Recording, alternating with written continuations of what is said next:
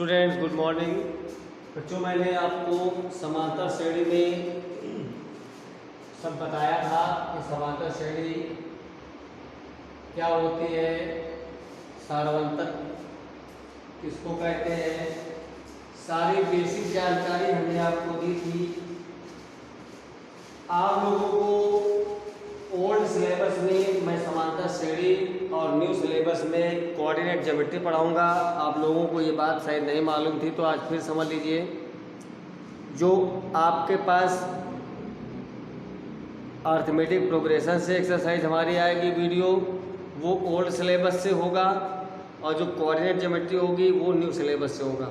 तो आप लोग इसका ध्यान रखेंगे, क्योंकि जुलाई के महीने में, अप्रैल मई के महीने में सिलेबस आपको जो कराया गया है वो ओल्ड है, उसको हम फिर से पढ़ा रहे हैं। तो जुलाई के महीना निकल चुका है, तो उसमें सिलेबस हमने रखा है समांतर श्रेणी को। आप लोग समांतर श्रेणी ओल्ड में पढ़ेंगे और कोऑर्डिनेट ज्योमेट्री न्यू में पढ़ेंगे। कल आपने कोऑर्डिनेट ज्योमेट्री पढ़ा है, आज आप समांतर श्रेणी का पहला चैप्टर 5.1 से क्वेश्चन नंबर 1 देखेंगे। क्वेश्चन लिखा है, प्रत्येक किलोमीटर के बाद टैक्सी का किराया, जबकि प्रथम किलोमीटर के लिए किराया 15 रुपये है और प्रत्येक अतिरिक्त किलोमीटर के लिए किराया 8 रुपये है। ये देखना है कि संबंध संख्याओं की सूची समांतर श्रेणी में है अथवा नहीं है। तो देखो पहला क्वेश्चन, फर्स्ट किलोमीटर का किराया कितना है? फर्स्ट किलोमीटर का किराया बराबर 15 रुपये है। 15 रुपये क्वेश्चन कह रहा है, और प्रत्येक किलोमीटर में बढ़ कितना रहा है? 8 रुपये। प्रत्येक किलोमीटर में वृद्धि है 8 की, तो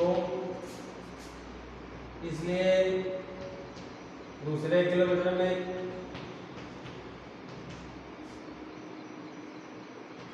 किराया हो जाएगा ₹23। ऐसे आना पड़ेगा, तो पहले में 15, दूसरे में 23, तीसरे में फिर आगे बढ़ा दोगे, ऐसे बढ़ना शुरू हो जाएगा। तो क्या ये जो अनुक्रम दिया गया है ये समांतर श्रेणी में है?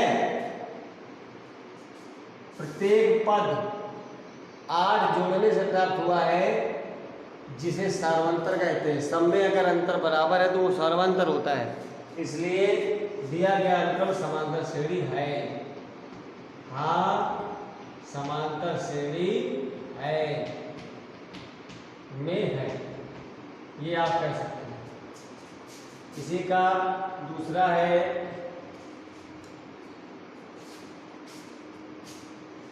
किसी बेलन में उपस्थित हवा की मात्रा, जबकि वायु निकालने वाला प्रत्येक पंप प्रत्येक बार बेलन की हवा का 1/4 भाग बाहर निकाल देता है। तो देखो इधर, माना बेलन का आयतन कितना है बेटा? V है, मान लो V है, और हवा कितनी निकालता है? हवा निकलती है पूरे वॉल्यूम का 1/4। तो शेष हवा बची कितनी? V माइनस 1/4 भी बची। 4 1 जा 4 में 1 निकालोगे तो 3/4 भी आयतन बचा। ओके, पहले कितना था? x से आगे चेंज हुआ है, फिर उसके बाद आगे इसी क्रम में चलता चला जा रहा है। ठीक है, अब उसमें क्या है? अब जो ये है, पुनः जितनी ये है इसमें 1/4 भी निकाल दो, इसका 1/4 भी निकाल देता है। तो दोनों का एलसीएम हो गया 16, 4 2 16, 4 3 12, 4 4 16 हो गया, जब 3 आ गया 9/16। जरा चेक करो बेटा, पहले v था, फिर 3/4 भी हो गया, फिर 9v/16 हो गया। तो यहाँ पर आप देखिए, d1 कहते हैं दूसरे पद में पहले को घटाने, ये घटाया 4 आया है, 3v - 4v, तो आया -v/4। अब d2 निकालो बेटा, 9v/16 - 3v/4, 16 एलसीएम आ गया 9v, 4 4 16, 4 3 12। तो ये आ गया -4v/3। देखिए इक्वल नहीं है, इसलिए d1 और d2 इक्वल नहीं है, यानी सार्वंतर बराबर नहीं है, अतः दिया गया अनुक्रम समांतर श्रेणी में नहीं है। ओके, ऐसे ही स्टूडेंट्स इसका तीसरा और चौथा पार्ट आप करेंगे, आपको नहीं आएगा तो आप पूछेंगे।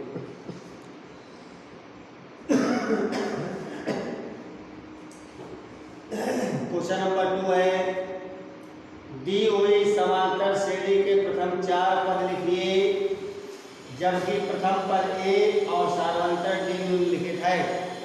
तो श्रेणी बनाने के लिए हमने आपको बताया था कि श्रेणी कैसे बनती है, ए प्लस बी, ए प्लस 2d, ए प्लस 3d, ऐसे चलती चली जाएगी, श्रेणी बन जाएगी। ये आपको दूसरे क्वेश्चन में दिया जा रहा है, इसमें ए पता है आपको और डी पता है।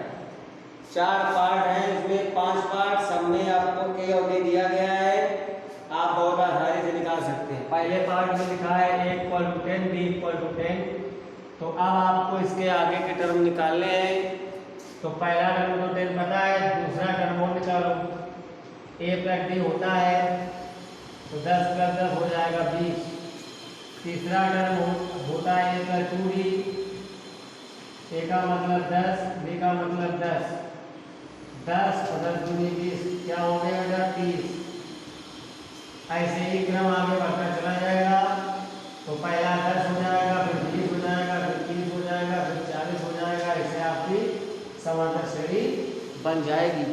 क्वेश्चन नंबर 2 बच्चों आप ऐसे ही करेंगे। क्वेश्चन नंबर 3 में लिखा हुआ है, एक श्रेणी दी गई है और कहा जा रहा है कि इसका पहला पद तथा सार्वंतर लिखिए। बहुत ही आसान एक्सरसाइज है, ध्यान से समझेंगे तो तुरंत समझ में बच्चों आएगी। देखिए तीसरा क्वेश्चन है, इसमें पहला क्वेश्चन पहला पार्ट लिखा है 3 1 -1 -3 and so on.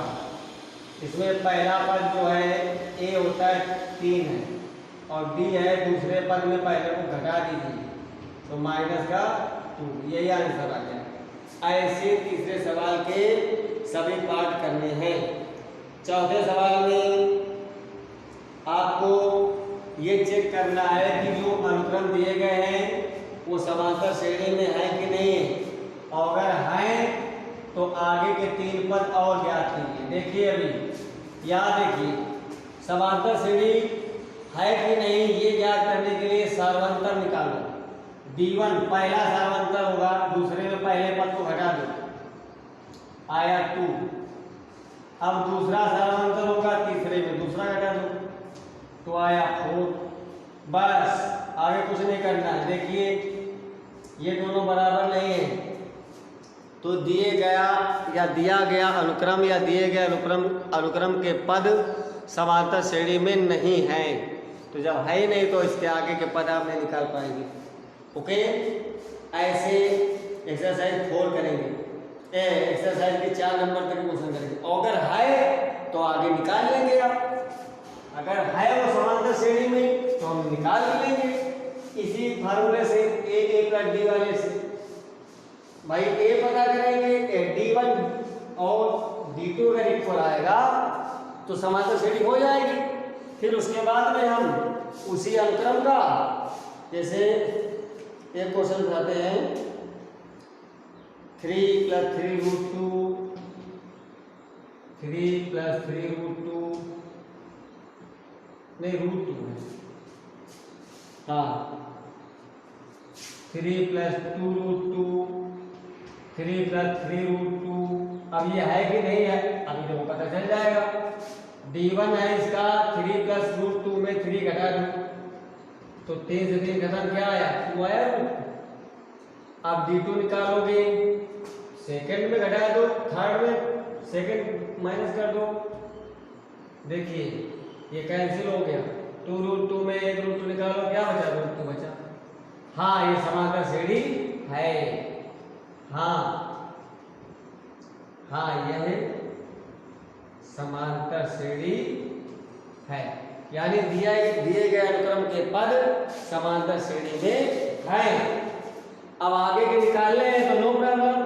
A plus D, A plus 2डी, ए प्लस 3डी लिखा है, आप ए प्लस 4डी निकाल दो, ए प्लस 5डी निकाल दो, ए प्लस 6 चाहिए तो टर्म निकाल दो। ए आपको मालूम है 3 है, 4डी का मतलब √2, 3 plus 5 3 plus 6 √2 and so on, ऐसे चलता चला जाएगा। ऐसे बच्चों 4 नंबर तक के सवालों को आपको लगाना है और हमें दिखाना है। फेयर कॉपी में आपको ये सब करना है। जहाँ जो नहीं आया आप उसको पूछेंगे। Thank you students.